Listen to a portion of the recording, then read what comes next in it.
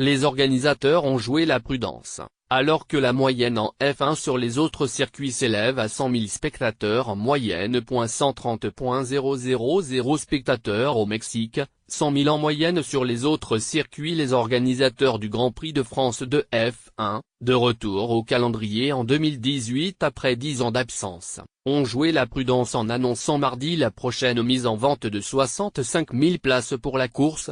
Les organisateurs entendent ainsi privilégier la qualité à la quantité pour l'épreuve, prévue le 24 juin 2018 sur le circuit Paul Ricard au Castellet, dans le Var.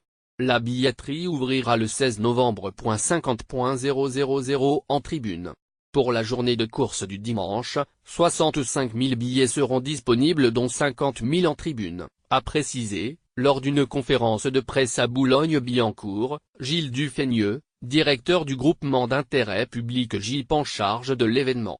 Les autres dates du calendrier de F1 accueillent en moyenne 100 000 spectateurs le dimanche, et ils étaient par exemple plus de 130,000 à assister au récent Grand Prix du Mexique, où le Britannique Lewis Hamilton a décroché son 4e titre mondial. Disposant d'un contrat de 5 ans, le J préfère donc pour cette première privilégier au maximum l'expérience du spectateur, et exclut de proposer à la vente des places supplémentaires, même si celle mise sur le marché s'écoule très rapidement. Une grille tarifaire moins élevée que pour les GP de Grande-Bretagne et de Belgique. Le Grand Prix de France, organisé pour la dernière fois en 2008 à Magny-Cournièvre, effectue son retour au Castellet pour la première fois depuis 1990.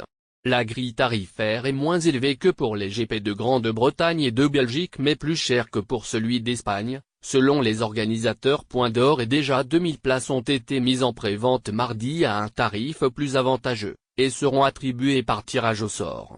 Par ailleurs, une journée consacrée à la F1 aura lieu à Marseille dans les jours précédents. La course, sur le modèle de la parade organisée en juillet dernier à Londres, a indiqué Gilles Dufeigneux.